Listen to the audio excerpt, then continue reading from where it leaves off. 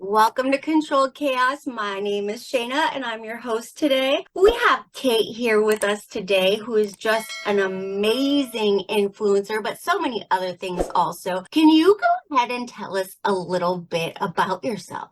Oh, about my sober self or just me in general? What do you want to know? Just about we'll go with what you've been doing on Instagram first and kind of how you got there. To be honest, I wasn't even going to set up an Instagram account, and I did it after I stopped drinking, and I was about 100 days in, and I thought I need something else. I need a bigger community to keep me accountable. So I used it as a kind of diary, and I started putting in content about how I felt, the things that were going through my mind, the things I was dealing with, what I thought when I was bored, when I was sad, happy. And actually it just seemed to build. And I'm one of these people that cannot pretend to be someone else. If I've got something on my mind, I just say it. And it's so nice to have a platform where people can respond to you. And people have been so incredible. And when I started my account a couple of years ago, there wasn't a huge sober community, and everyone sort of knew each other, and every time you went on, someone was around and they'd comment and give you advice, or they'd send you a DM or a voice note and go, you've got this, keep going. And I just found it incredible, and it's sort of built from there. I mean, I love messing around with videos and editing. My job is a kind of in media, so it allows me to be creative at the same time as talk about something that has completely changed my life. So it just sort of worked that way. And I'm a bit silly. I don't take life too seriously. So I try and have fun with it. I'm not, people know I don't brush my hair for 3 days, and I don't look in the mirror until 1 o'clock, and then I record myself. And, I'm just like, what you see is what you get. But I've loved it, and I have made some genuine friends, and it allows me to speak to people like you. I mean, look, we're on a Sunday afternoon. I'm in the UK, you're in the US, and we're having a chat. I mean, it opens so many doors. It's allowed me to meet so many really cool people from all over the world. So yeah, I absolutely love it. I love that. So, what about what was it like growing up and kind of what brought you to the part where you were drinking too much? Like, can you tell us a little bit about your story? Well, I've got American parents, and I grew up in London, and I have three siblings, and we're a year apart. So we lived in a big house, and it was busy. It was loud. My dad was a publisher, and we had lots of authors and illustrators around at our house all the time. People like Roald Dahl and Doris Lessing and Salman Rushdie and Quentin Blake. These people were just roaming around my house and having dinner, and they were so cool. They were just like my idols, and they were there, but they were always drinking. And even when I was about 7 or 8, I would look at these gatherings, and my parents probably had dinner parties 3 or 4 times a week, and I would just think, I cannot wait to be one of these cool grown-ups. I can't wait to have parties and look at these beautiful glasses. They've got kind of blue and golden and red, and what's a gin and tonic, and look at that wine and that beautiful glass. So I always associated alcohol with success and socializing and friends and people laughing. So I really, even before I was 10, I was looking forward to drinking because I didn't understand there was any harm in it. And by the time I was about 14, I'm tall, I'm 5'11", and I've always looked older than I am. So I used to go and buy beer in the local shop for my friends at 14, and we'd go and we'd jump the fence of a school playing field, and we would just go sit and drink beer and smoke and listen to music and just hang out. And I just started by doing that. And it was like, that's what everyone who was 14 and 15 were doing. No one questioned it. We got drunk, we blacked out, we embarrassed ourselves, but we were like, this is just part of growing up. We're the cool ones. Right. But it kind of never stopped. It developed. Then I started going to pubs. In England, you can go to pubs from 18. I was going into them at 16 because I looked like I was 20. Then I went to wine bars. Then I started working in media, and I started going out for drinks at lunch. And before I knew it, my whole 20s had gone. And I was drinking every day. I was drinking every day after work. I would go to the pub and I'd stay for either an hour or 5 hours. It was Now, just, can I yeah. ask a question real quick? Because I always am curious about this. You were drinking every day, right? But did you feel like, were you always sick when you were trying to go to work, or were you feeling like the effects of when you weren't drinking? Like, do you think you were No, physically addicted? Okay, so no. you're just drinking like too much I at was, this but time. I didn't realize it was too much because Uh-huh. everyone I hung around with went to the pub after work. Because if you didn't, you went home, and only the kind of married, older, boring people went home. I'm that's in Right. inverted commas. Yeah, I'm like, that's what I thought. So I wanted to hang out. I was really sociable. I wanted to go out. So I'd either go out with friends from school and meet them, I'd go out with my work colleagues. It was just everyone did it. And people, no one questioned it. No one said, you're drinking too much. They would question if you didn't go out. Like, why aren't you out? Oh, it's a Tuesday. I'm tired. Oh, come on. Don't be so stupid. Come on. So, no. And if I didn't have a drink, I didn't start shaking or thinking, I really need a drink because I could have days off. But why would I? Because I didn't get hangovers. You know, I was the first in at work. I never had days off sick. I was a really good employee. I didn't feel the effects of alcohol the next day. Even if I'd had 2 bottles of wine, I'd be up at 6, showered, I'd be at work early, and I'd do my job. So, in a way, that was a negative because it didn't stop me from Mhm. drinking. But no, I mean, it was just what we do. And in England, the pub culture is huge. I mean, I honestly think about 80% of my office went to the pub after work every day. It was Yeah. just part of the day extended. It's where people went to unwind before they went on to do whatever else they were doing that evening, you Hmm. know? Yeah, so it So was kind of just part of the culture. just part of the culture, and it still is. I mean, it's changing a bit, but you know, it was just like that. And then I actually moved to New York in my early 20s. And I remember I was actually in New York on the eve of my 21st birthday. And I went to a club, and they were like, let me see your ID. And I was like, well, look, this is my British passport. I know I'm not 21 till tomorrow, but in England it's tomorrow. So I am actually 21. And they said, for the first time ever, we are going to let you in because we think this would fly with the police. So I got let in. They're like, it's the That's first time we've cute. ever let someone legally under 21 in.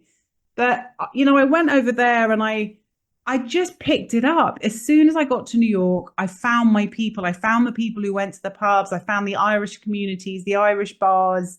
And I just carried on. And actually, I do remember thinking when I was in my late 20s, a lot of people have stopped doing this. Should I stop? But what else would I do? And it's really weird because I did start to think I'm not growing, I'm not developing.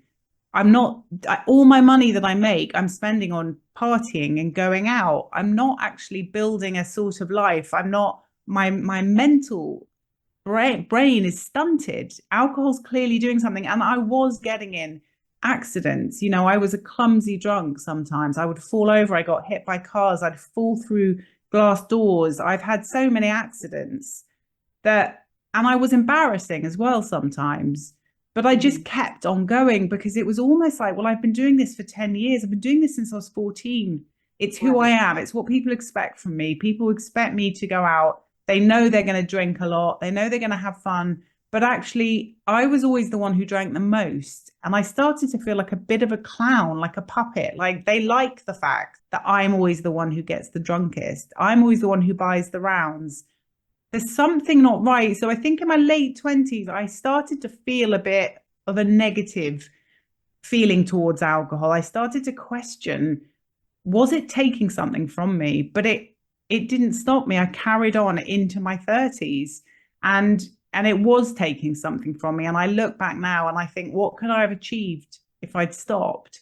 But it was scary. The thought of drinking was so much scarier. Of stopping drinking was so much scarier than what it was doing to me. So, you know, I just got into this loop of what my friends won't want to go out with me if I stop. And Right. yeah. So what kind of led you to eventually stopping? Well, I went on and I had a couple of kids, and I lived in Italy for a while, and I stopped drinking when I was pregnant, but I picked up again afterwards. And I just it was getting really like dirty, I think is the word. My drinking wasn't fun anymore. I was sitting at home, I was watching TV, I was drinking, my kids, one of my daughter brought me a glass of wine on Mother's Day for my breakfast and said, "It's your favorite drink, mummy." And I was kind of like, this is not cool. This is not the mum I wanted to be. This is not the woman I wanted to be in my 40s. I've got to sort this out. And that was playing on my mind a lot because I was still drinking every night, at least a bottle of wine. It wasn't even touching the sides. I wouldn't get drunk on a bottle of wine. Bearing in mind, I've been drinking since I was 14. My body could take so much more. And Right. then I got really drunk one night on the 20th of December, 2021. And I pulled out my phone and I recorded myself and I burst into tears and I was sobbing and I was saying, "This isn't you. This isn't who you are. Please stop doing this." So I was kind of begging my sober self to stop as my drunk self. And the next morning, I sort of remembered doing it and I watched a bit of it and I couldn't watch all of it. I actually didn't watch it all for months because it was so cringy, but it had an impact. And actually, I thought, enough is enough. If I don't stop now, I'm never going to. And I was overweight by, not loads, but I looked awful. That puffy alcohol look where your face is just like a chipmunk and you're red and you can just tell it's alcohol. It's not that I've eaten too much food. I'm drinking and I'm looking gross. And I didn't look in the mirror. I didn't like myself. I had all this shame and guilt of I'm just sitting here drinking every night. And it just something clicked and I got angry for the first time in my life. Instead of being scared of not drinking, I got angry at alcohol and everything it had taken from me. And I started this kind of internal battle. And I've got this thing where I'm a very visual person. I did really badly at school when I just sat there and was told, like, this is the Tudors and then the Victorians. My brain's making up all these stories and, I'm just not listening. But if I make up these kind of images and I kind of imagine myself fighting for myself, for my family, for my friends, for my life. And it was me against alcohol. And in a way that worked for me because I thought if I don't make it this dramatic, I won't do it. And I just got on this kind of mission. And day by day, I was like, no, I am not letting you take any more from me. And it got me through those first tricky months, just feeling that way. And then by the time I started to think, I really want to drink again, I'd kind of gotten into my groove and I was loving it. But that's when I joined Instagram because I thought I need more accountability here. I need this. If I'm telling people on a worldwide platform, I'm on day 70, I'm on day 120, it kind of makes me feel less tempted to drink because I know that they're rooting for me and it worked. And that's basically what took me up to here. I love that. So you talked about your kids a little bit, and were you married? Like, are you married? I am now. I wasn't then, but I did marry the father of my children. I don't really do things in the standard way. And actually, I'd only been Me going out with either. I only been going out with my husband for about 3 months. We decided to move to Italy, and then I found out I was pregnant, and we'd never even lived together. I mean, I don't even think I knew his middle name. And I'm like, I'm pregnant. Are we still moving abroad? We don't speak Italian. Let's do it. So my son was What are we born in doing? Rome. I But love yeah, that. So your husband at the time and your kids, did they have anything to say about your drinking? Like, did they notice, or is it kind of because most people lived that way there? Was it kind of just like we just all drink a lot? I mean, my husband, who's still my husband, he drank every evening as well. We just sat there. So, I mean, he knew that I would get much more argumentative and much more emotional after I'd had a drink, and it was causing friction in our relationship without a doubt. Mhm. But that was not all to do with me, but it definitely a lot of it was. So I didn't do it for him, but for my kids, definitely, I think they noticed, and they didn't say anything because you love your parents. And I think they were scared rather than angry. They hadn't Right. reached the age where they were angry. They were worried. Oh, I don't like it when mum drinks because she starts slurring and then she's going to hurt herself. She's going to have an argument with dad. We don't want to stay at this party until 1 a.m. We want to go home and we're having to get in a taxi. And they have since told me all of this stuff. And they were as soon as I stopped, they were writing me notes like 1 week sober, mum, well done, and leaving them on my desk. And it made me realize how much they had noticed. because, you know, they were 12 and 10 when I stopped. And we've had lots of conversations since, and actually that's kept me going because and funnily enough, I posted about this yesterday. I went for a walk with my son yesterday, who's 15, and he said, I can't remember you drinking, mum. And I never thought I would get to that point. I hoped, but I thought it's unlikely. But they just don't remember that to the point where they just think, oh, my mum doesn't drink. And I'm so grateful that I managed to stop in time before that resentment started to kick in, you know. And they've seen me say, this stuff isn't good for me. I know it isn't. And I held my hands up and I've been very honest and open about it. And I've said sorry. And I've said, I don't know why I was doing it. But they've seen me say, you can walk away from things when they're not good for you. And for me, rather than beat myself up about the fact that I would be drinking every night when my kids were upstairs, I'd cut story time short because I wanted to get downstairs and have a drink. All those things that made me feel awful. I've thought, well, I've made a change. They've learned something huge here because they've watched me make a change. They know that if something is not serving you in life, if it's hurting you, you can walk away and you should walk away. So I feel like I've balanced it all out a bit. Does that make sense? Yeah, no, that's very cool. I have actually two older daughters and then I have a younger daughter. So it's kind of weird for me because my older daughters went through a lot of it with me, right? And my youngest daughter, she just told me the other day too, like, I don't even know, I don't know, I don't remember you drinking and I don't even really know what that means. Yeah, And it's I was like, amazing. oh, wow, okay. You know, Yeah. it's a completely different life for her than it was for my other kids. And I try to be happy for that, for like the change, right? Yeah. And your Um, older kids must have told you how proud they are of you. they are. They're very proud of me. And we've been through a lot together. I had my oldest when I was 16, so it's like it was a lot, right? And Yeah.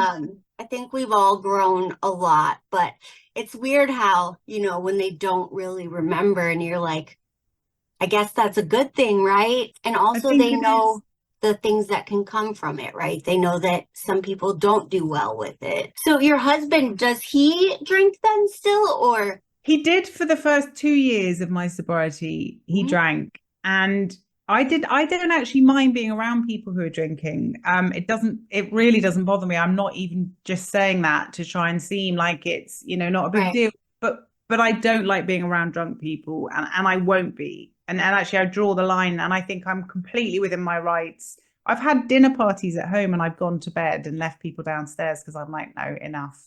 And I don't right, feel guilty. It's like if you wanna have a conversation with me about this tomorrow, feel free. But of course they never do because it's like, oh, so sorry. But he did for the right. first few years, and it got to the point where I thought it's really tricky, isn't it? Because I don't know your situation and whether you've got a partner, whether they drink, but for me, it was like, I know I can't tell him to stop because it has to be your decision. I know I can't threaten him and go, I'm leaving. But the truth is, I don't want to be married to someone who drinks every night. Yes, So, how do I deal with this? And it's a really tricky situation. And it's not one you can get advice about from other people because every relationship is so different. so And different. what works perfectly for one couple would destroy another.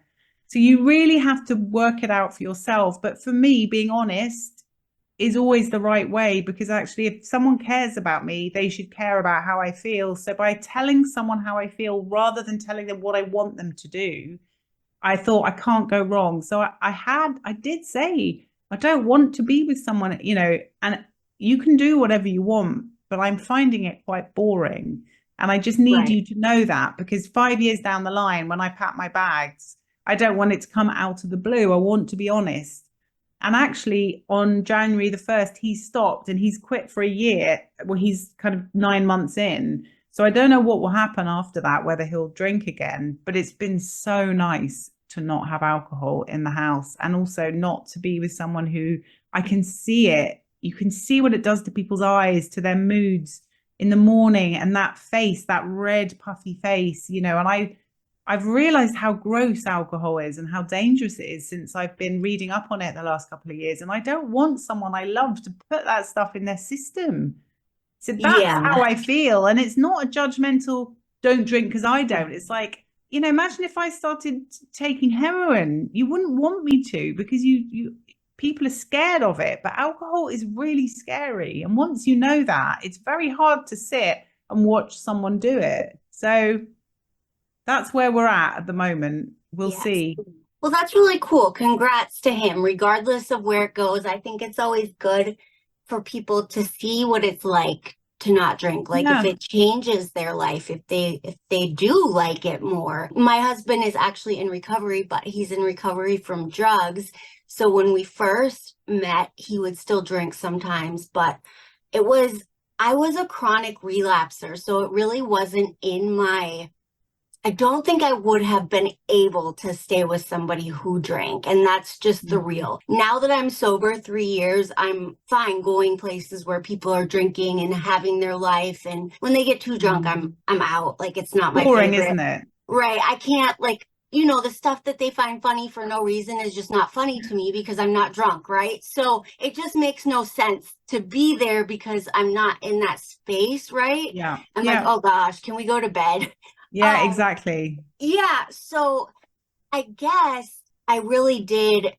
He knew that I couldn't Mm. have had alcohol in my house for probably at least the first year. I would have never Yeah. survived that. And that's just the fact. Like if Yeah.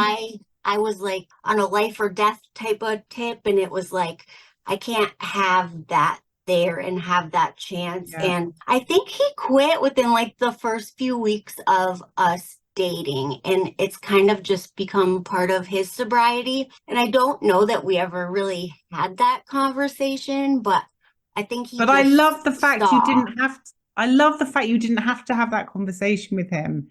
That's Yeah, love, isn't it? That's someone yeah, going, like what you've just told me. He obviously worked that out from the first couple of weeks and said, this is never going to work for her. I got to give it up because she's more important than having a drink. And I think that's so cool. And yeah. that's wonderful. And that's what we all hope will happen, I think. Right. Because But it it would have just, been, I don't know what would have happened if he would have kept drinking. It probably wouldn't have been a thing for us. And we've done really good together. So, yeah, I kind of, like you said earlier, everybody's relationships are so different. So, Mhm. when we talk about it, it's hard for you to like give advice or this is what you should do. And some people are okay with having alcohol in their home or things like that. But I had spent probably since I was 14 years old. The most I had ever been sober was 2 months, and I had been to rehab numerous times. I've done all the things. So once I got to like 6 months or even a year, I was like, I just want to be this way. Like, I don't Yeah. want it. I don't want it to be like chance, you know? What So made it yeah, stick for you? Sorry, do you mind if I ask that? Like, what no, made it stick for you the final time? truthfully, Was it, Truthfully, I had worked in drug treatment and alcohol treatment for a long time, and I was constantly relapsing during that. And what I had always tried was just AA because that's what I kind of had been taught working in treatment is this is what you do. And I still love like the AA program and I love meetings, don't get me wrong, but I think there's this push that you do this program and you get sober, and if that doesn't work for you, you don't want it, you haven't tried hard enough type of deal. yeah, And for me, I needed more than that. I needed something different. So I ended up getting on medication. And that was always really looked down upon, which is funny because I kept relapsing for 2 decades. So, like, be drunk or just take some medicine, yeah, right? yeah. The first time I got the shot for my sobriety, I never drank again. So it really, really stopped. I had a lot of, have you ever heard people talk about like food noise when they're talking about like dieting and all that stuff? No, I had, even after I would get sober, like months later, I had so much noise and chatter in my brain about like drinking, like just do just one. You can just have one. You could just go do that and nobody's gonna know and all this stuff. And I would always end up drinking, always. yeah, And when I ended up getting on the medication, it just went away. Like if I think about alcohol right now, I'm like, I have a really good life. Like, I don't want to live like I yeah, lived before. I can like play the tape forward, yeah, right? Like they talk about yeah, before it was like right now. Right now, I Yeah. want alcohol, and that's what matters. And I would talk myself out of all the negative consequences that are coming. Yeah. Like I would be Or like, you no, just that's say, not I'll going to get through happen. it. You know, Yeah, you become this it's kind of whatever. constantly in survival mode, and you almost are proud of the fact that you're not dead, that you've managed to get through that car crash Yeah. again, or, you know, yeah, I'm still alive. I know it was a nightmare, but yeah, I'm here. But it's really interesting you say that, because I was like that. And it's very much, the society now is very much about what you want now and not thinking Hmm. forward. And I find it still very boring to go, don't have something now because you can have more in the future. I am not that kind of person. It frustrates me. I'm like, I'll deal with the consequences. I just want it and let's see where it goes. But actually, I have changed since I stopped drinking. And I think much more about the long term plan. Yes. And Yes. that's what shifts things in your life, because you're not constantly either recovering or chasing things. You think, what's best for me? You know, yes, I might have lost those friends, but I know that down the line I'm going to meet other people who are going to be much better friends, and I'm going to be genuinely have connections to them. It's things like that. Your brain starts to Yeah. work differently, doesn't it? And It that's, does. It does. yeah, For instance, even like as far as working or everyday life, when I was drinking, I would work just to survive. I was barely making it through the day because I was sick. I hated what I was doing, all yeah, these things. And now that I'm sober, I was able to like, what do I want to do with my life? Like, and work towards that, right? And even you, like, you just started a new job that you like are passionate about, right? yeah. And would you have been able to do No. that in the same way if you were drinking? Because I know you were a very Absolutely not. functioning, I know you were a Yeah. very functioning alcoholic, but it's still a bit different, right? Yeah, and it's funny because I don't call myself an alcoholic. I never went to AA, and Hmm. I don't like labeling myself, Right. because, you know, I don't see it as helpful. And this is where, Mhm. when I put some posts up, I get loads of comments going, "Oh, well, if you're drinking alcohol-free beer, then you're still an alcoholic. You're still drinking effectively." And it's like, "Oh, well, no, I don't really see it that way." But I don't like the word, and it's because of the association with it from when I was younger, and that's fine. But that's my Mhm. honest view of it. I don't think it helps me to call myself that. I know people who have said by admitting that and using that word, it's absolutely the reason they're sober. So again, we're so different. But for me, I drank in the evening. I didn't secret drink. I didn't drink during the day. I could have a day off, and I didn't get shakes. Mhm. I didn't get, you know, it was like, well, of course I can have a day off. And I could, but I'm like, well, why would I? But then the fact is that I was choosing to. And the fact is that I was looking forward to it. My brain was thinking about it. I clearly was. I didn't have awful hangovers, but it clearly was affecting me. And I didn't want a full-time job because I work from home, and I have done for 15 years. And it's like, why would I not be able? I love being at home because I can just wake up slowly. I can do my work when I want to. Why would I want to have to get up at 7:30 and go into an office every day? But now I know I'm never going to be hungover. I'm never going to feel like that. So you're right. The only thing I worry about are office parties, because like, I don't want to stand there kind of going, well, everyone's getting drunk, and them going, you're making us feel uncomfortable. But I don't think that will be a problem. Right. I think you'll probably get through it. Bring your NA I, beers and leave yeah, early. exactly.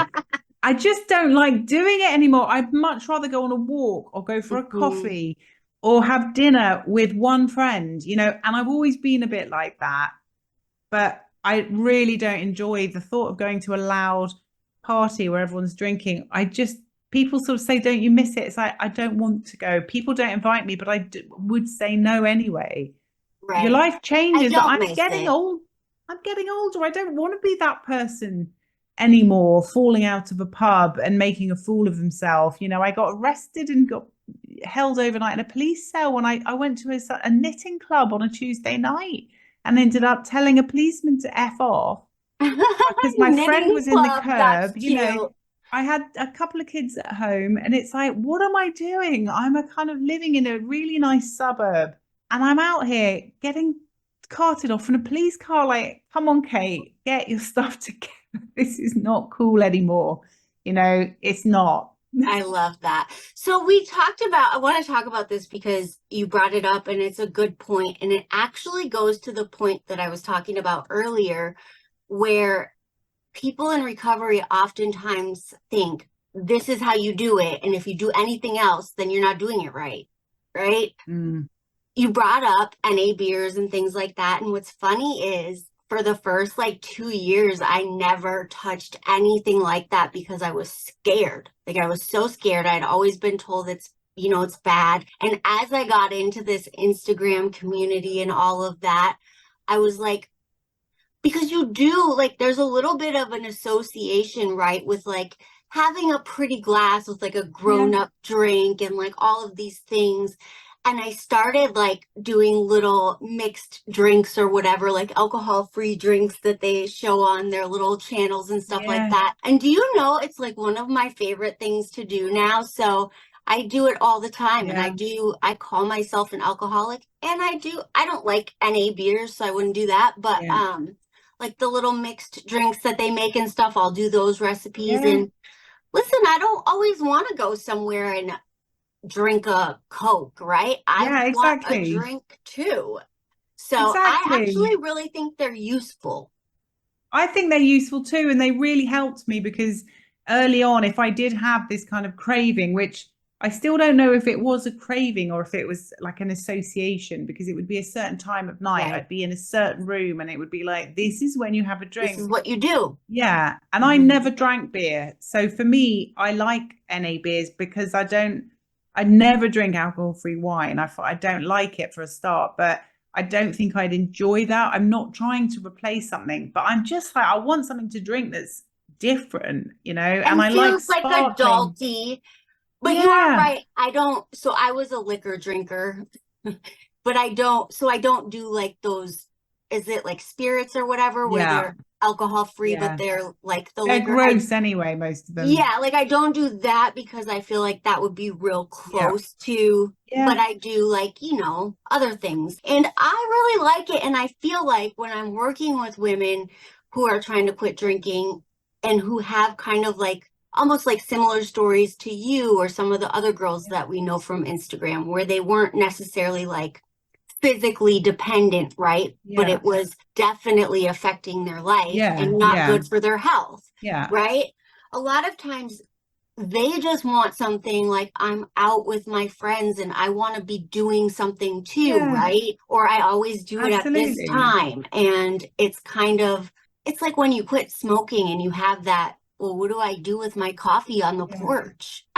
Yeah. Yeah. Yeah. Exactly. So But I've it's had the it same. work for people.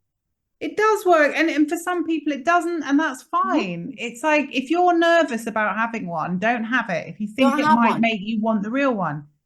But for me, I wasn't. And it helped because when I did feel like I needed something, I'd open an NA beer and it completely went away. And, there's all this stuff about zero point 0.5, but it's like sourdough bread and bananas have zero point 0.5 alcohol in it. They're fine. And someone drank, I think, 3 bottles. They did a live and they drank 3 bottles of NA zero point 0.5 wine and then did a breathalyzer and it was zero. Yeah. And it's like, there's nothing, you're safe. But it's mental, isn't it? If it triggers something in your brain or if you're worried about it, stay away from it because there's loads of stuff. I Right. mean, really, if it wasn't called NA beer or like I like the sparkling rosé stuff, I really like that. If it was called something else, then we'd be fine with it. It's because they call it non-alcoholic beer, wine, prosecco. That's what I think gets people because there's so many drinks out there that don't have alcohol in them that no one has a problem with. So there's always something for someone. But I think having a nice glass with some ice and a piece of mint or whatever it is, some nice ice cubes, like some of the ice cubes people make are like pieces of art. Have you seen those Yep. where they like twist So up bits of cool. lemon, Yes. orange? And I'm like, I want to be one of those people. I haven't quite get grasped it yet. But Right. it's I want to do fun. that. Yes. Yeah, it's But fun. And that's why kind should of we stop? right. And that's kind of part of why I got on Instagram to begin with, because my story is so much about like trying to do, trying to get like the results I wanted with this one solution and thinking like, well, this is what you're supposed to do. And the truth is, is we're all different. Yeah. Like something might work for you and it doesn't work for me, Yeah. and that's okay. Like in order to recover or in order to get a better life, you're going to make some changes and you're going to make some changes that work for you. Yeah. I really, really hate exercising. So I have Me to like too. trick myself into it, right? Like I could go to the park with my kids and play basketball with my husband or do something fun. But like, am I going to go for a run at 5 a.m.? Not a chance, No. right? So like, I don't know why we look at recovery so different. Mm. It's But so weird that we're like, you have to do this. But I think you've got a really good point there. And I think that's why Instagram works, is because instead Mhm. of giving advice, I think I tell my story and people can take what they want. I can say, this is what I've done. This is what worked for me. This is what didn't work for me. This is my story. This is the experience. This is the outcome. And this is how I did it. Take from it what you want, but we're not the same, but maybe it will work. And Instagram is thousands of different people's stories of Mhm. this is what I did, this is where I am. So you can watch them and you can get bits from each story and you can use those to try things. And when things fit with you, the whole picture, you don't have to go, now that person's what I want, I'm going to do exactly what they're doing. You can say, she did this, he did this, I'm going to Yep. try these, and that combination will work for you. And that's why it's so good, because there's so much information, there's so many personal stories, and people are so honest. It's incredible the things that people share that are so private, and so some of them are huge things that people have been through, and they're so open about sharing their stories because they know it will help people feel less ashamed. And I admire so many people that I've met on this platform.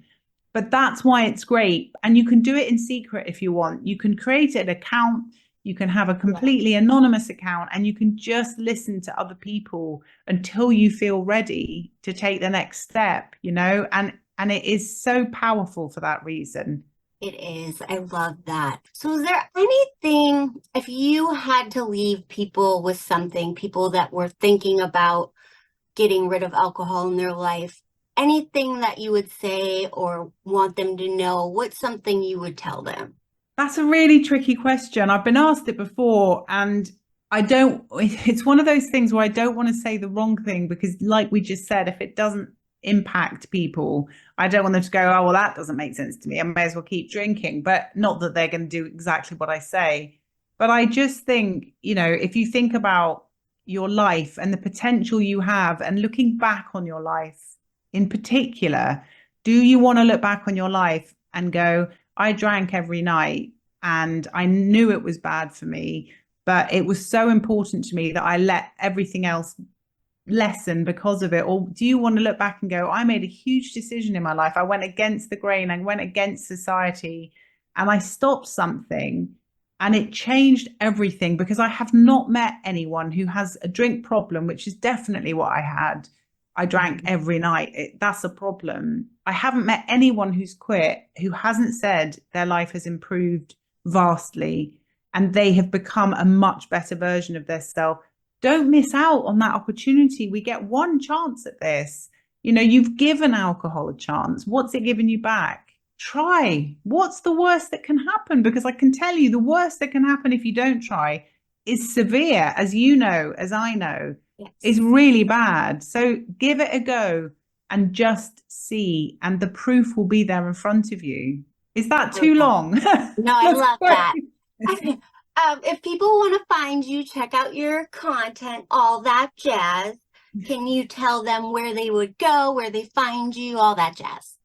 I am just on one place. I am walking the straight line on Instagram, and that's it at the moment. And because I'm working, I can't see me taking on any more social media accounts. But that's where I am. Right? And I'm just honest, and you don't, you know, hopefully you'll get something from it, but you will always get genuine me from it. And I will always reply to people if they have a question or they send me a DM. So I'm always there to help if anyone needs it. I love that. And I do love your content. Me, you can find me always at Controlled Chaos Coaching or Shana Epps, probably on every platform. Right now, we do have the sobriety system going where we're helping women get sober and stay sober. So you can always sign up for that program. We have a lot of women going through it and kicking butt right now. So Yes. come join us. And I thank you so much for coming on, Kate. You're a gem. Oh, thank you for having me. Yes, thank you so much.